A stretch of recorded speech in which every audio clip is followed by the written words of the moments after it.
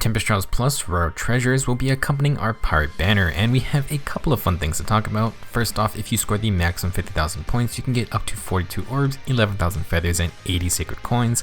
Definitely going to want all the orbs you can get. Since we are in August, we are now getting Ephemeral 8 Divine Codes, and you can get 50 of those here. The blessing this time is a Dark Blessing to go with Mythic Hail from last month. For Sacred Seals, we have two surprises in Phantom Res and Home Dragons. Our reward unit is going to be Pirate Darros, and we'll be talking about him in depth more later on. First, let's discuss these weird new Sacred Seals. Phantom Res 3 is going to be a brand new skill, only currently available as a Sacred Seal. As the name suggests, it is similar to Phantom Speed. If a skill compares units res to a foe's or ally's res, treats units res as if granted by plus 10.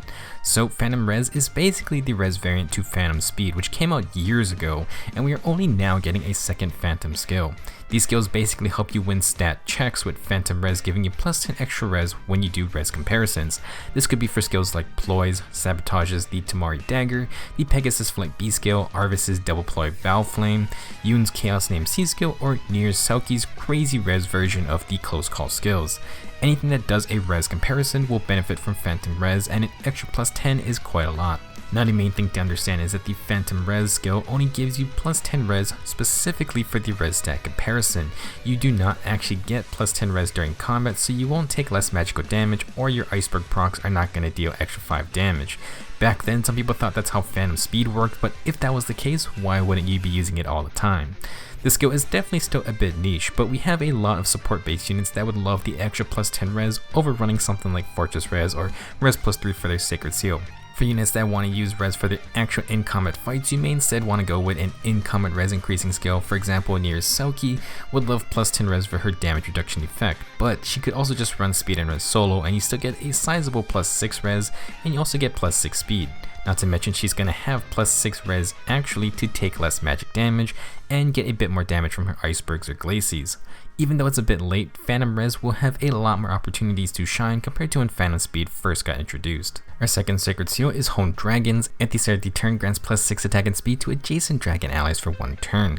While not a new skill, this is our first Emblem buff turned into a Sacred Seal. Plus 6 attack and speed is a big boost for only taking up 1 slot. You can combo it with the Fortified Dragon skill in the C slot for full plus 6 buffs. Luckily, Fortified Dragons can be borrowed from Male Kana, who is a Heroic Grail unit, and thanks to the Hero's Path quest, everyone can get a free Ninian. She is a Dragon Dancer, and she also has Fortified Dragons by default. It's not a bad Sacred Seal, and as a bonus, I believe you won't have to upgrade it, so that's a sweet benefit. The interesting thing about this Home Dragon Seal is the possibility of other Emblem team buffs now appearing as Sacred Seals. Will we start to get Home Flyers or even Gold or Ward Armor? Since we only have 1 of each Sacred Seal, stacking isn't that much of an issue, but it's still pretty crazy to have 1 army unit being able to pass around plus 8 defense and res to their fellow armor teammates. Distant or Close Guard can replicate similar results, but obviously they aren't going to target ranged or melee units, whereas Gold or Wards are going to work versus all enemies. Either way, Home Dragons is a neat addition to the Sacred Seal pool, and you're not going to have to waste sacred coins upgrading it. Ahoy! I be Darros, a simple man of the sea. The life of a pirate isn't something to be proud of, but a festival could be fun. For our reward unit, we are getting Pirate Darros. Now there has been some fun memes about Darros because not only is he drawn by the one and only Ippei, but he's also voiced by Sungwon Cho, aka Mr. Pro ZD. Very cool to see him get to voice a Fire Emblem character in Fae, and Ippei even drew Sungwon with Darros' bandana, so even he seems to be a fan. Very wholesome thing to see, and it's a nice reminder that you should use the characters you want to use, whether you like their artwork, you like their voice lines, or you like the character themselves. Now, as a unit, Darros is going to be another Axe Infantry unit. These guys just keep on coming, although Darros is only our second Heroic Girl unit in recent times. For stats, he has 46 HP, 36 attack, 32 speed, 37 defense, and 21 resistance, high base HP and defense with great attack as well. Darros' res stat is on the lower side, but he's going to be tankier thanks to his weapon, and while 32 speed isn't super fast, you can definitely build around it if you want to merge Darros up. We have a lot of other Axe Infantry units to compare Darros with, but we'll get to that later on. For his weapon, Darros has the Deck Swabber Plus. It's a 14 might axe / broom that has the same effect as Geese's Flowing Lance.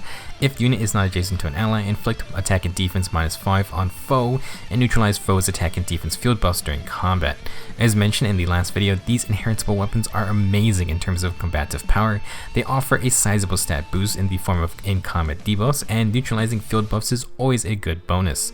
With the attack and defense variant for his axe, Darros is going to take less damage for both physical and magical attacks, and the defense debuffs means he's going to deal more damage himself. This is a great weapon, with the main drawback being you must meet that solo condition. That will hamper enemy phase type builds, since if you stay with your teammates, the weapon is not going to activate. Now luckily we have a bunch of ways to facilitate the solo playstyle, but you do need to keep positioning in mind when the situations start to get messy. It is a very good inheritable axe, and many other axe units will gladly be able to take advantage of its perks as well. Sadly, Darros' Deck Swabber is going to be his best skill. He comes with Shove, which does actually work with the Deck Swabber to make sure Darros keeps some space between his allies. His A skill is Earth Boost, which can work with his high base HP, but should Darros take damage, the chances of continuously proccing this skill does go down. It's also very useless in high-end PvE content where enemies have 60 to 70 plus HP. As for his C skill, Darros comes with Odd Defense Wave 3. Every odd numbered turn, Darros is going to get +6 defense and also buff any adjacent allies as well. It's not a bad skill by any means, but there are some other options out there. At the very least, Darros' base kit does have inherent synergy, 2 defense boosting skills plus a weapon that inflicts attack debuffs, and Darros has a great 37 base defense already. If you do want to merge Darros, the neutral nature is going to give him +1 HP, attack and defense. He can use all those stats well, and at +10 merges, Darros will end up with 51 HP, 41 attack, 36 speed, 42 defense, and 25 resistance. Honestly, not a bad spread for a reward unit, but do keep in mind that as a Tempest Trials unit, Darros is going to be more expensive to fully merge up compared to the Grand Hero Battle units. Darros does have a lot of free-to-play competition, but he does have some perks among his heroic grill peers, including his fantastic weapon. Compared to Groom Hinata, who we got earlier this year, Darros has less HP, attack, and defense, but puts all those points into extra speed. 5 more speed is kinda noticeable, especially when you're in the low 30s, and does make him a bit more flexible if you still want an axe unit with good attack and defense. Summer Ogre is the fastest one here just from base stats, but there is also Linus and Legion, who both have unique weapons with refines that boost their attack and speed stats. Darros would probably be closest to Linus if it were not for Basilicos, but Deck Swabber is pretty great in its own right. Darros isn't really the best for any specific role, but he will just fill that middle ground if you want a heroic grill axe unit.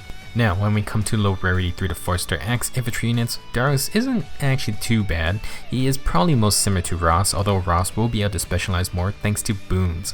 We do have some great axe infantry units in that 3 to 4 star group, so Darros most likely won't be a super popular merge project because of how valuable heroic grails are. He does have more speed than Mustafa with that similar high HP attack and defense stat line, but Darros has much lower res than most of these guys. If you just want to stack defense with some speed, then I guess Darros could find a niche, but otherwise you could just pass along his Deck Swabber to your favorite axe infantry merge project. Since the Deck Swabber is great for reducing and increasing damage, it could be really fun on someone like Echidna, who is really fast with a speed boon. Definitely a solid option if you want to go for the close call or spurn builds. In terms of builds, Darros should be perfectly fine with a quick riposte set if you don't want to get super fancy, even though his res may not start off great. With the -5 attack debuff and attack buff neutralization from the Deck Swabber, I wouldn't completely give up on trying to tank some magical damage hits. Darros could use skills like close defense, mirror stance, or warding stance if you want to take on some dragons. You can also keep Earth Boost for the extra defense on both phases, but if we aren't building around speed, then I would just use a proper enemy phase skill like Sturdy Stance. We do have some easier to get speed based stances like Steady Posture in the A slot, and Steady Posture or Whisper for Sacred Seals.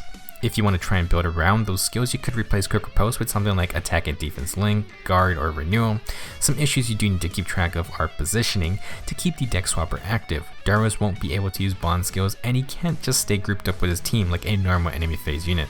You will most likely want some self-sufficient skills like the Wave buffs or Attack Smoke, since that debuff is going to stack with Deck Swabbers. While these batch of inheritable weapons are very strong, because they need that solo playstyle, they would do best on units who can go toe to toe with any number of threats.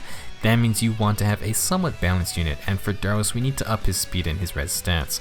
In terms of premium skills, Darros has so many options. The most obvious would be to use a solo A skill and attack and defense solo 3 or 4, would just be so scary for physical damage fights. You can of course swap to a speed based solo skill, and luckily we do have that speed and res solo sacred seal, which is perfect for Darros should you want to improve his speed stat. You can even add low attack and speed to neutralize enemy speed buffs and get that little bit of extra stat advantage. While Darros would do great with attack or speed smoke to fend off hordes of enemies, he can also use the Rouse C skill that's gonna buff him when he's alone. Rouse speed and defense is the easiest one to get from Ferdinand, and that's another great skill. Of course, there are a billion of other skills you can run with. Steady Impact would be fun, a tier 3 dual stance is always nice, and for these special spammers you got Special Spiral or Wrath 3. The best part about being an infantry unit is that you have so many skill options, especially for a unit with okay speed. However, if you're also an axe infantry unit, then you have access to a bunch of amazing inheritable axes. Everyone is hyping up these new batch of inheritable weapons, but if you don't like that solo playstyle, then Darros can swap over to the Huge Fan, which is a really fun weapon, especially for spamming specials. If you just want to sit in one spot, maybe with distant counter, we can also use the Rear Guard for extra defense or the Barrier Axe for extra res. If you want to stop enemy specials, we have the Guard Axe or Hacker Lantern axes. This group of units really have a lot to choose from if you want to go all out on a build. That's going to be it for this video. With CY04 coming very soon, you definitely want to get all those orbs you can get from the Tempest Trials. In regards to our new Sacred Seals, Phantom Res should feel a decent niche for units that can apply multiple res checking skills. It could take up a spot for a Ploy debuff, but if you got someone like Arvis, Loot, or a Tamari Dagger user who apply debuffs through their weapons, then it may be a worthwhile trade-off. As for Honed Dragons, it should come fully upgraded so you won't have to spend any sacred coins on it. It would be nice on a Dragon Emblem team or a Dragon unit using Fortified Dragon, so that can get you +6 buffs to all stats at one time. If you struggle against Dragon heavy teams, then you may want to start bringing a way to inflict panic or find a good Dragon Slayer. As for Darros, he has a ton of competition among both reward units and low rarity summonable options. We have a lot of great 3 to 4 star axe infantry units that are great merge projects, but if Darros calls to you, then he will do just fine. He has a good amount of HP attack and defense with a salvageable speed stat, so Darros can be built in a lot of ways. Deck Swabber is a fantastic axe to hold on to, but you do need to have good positioning. It will definitely find its way onto a lot of other axe units, so a lot of Darroses are going to be sacrificed for a good cause. He's definitely not a bad unit, but we just have so many other options, especially if you don't want to spend those valuable heroic grails. Let me know what you think about this Tempest Trials, plus how do you plan to use Darros or his very fun axe. I'll see you guys in the next video.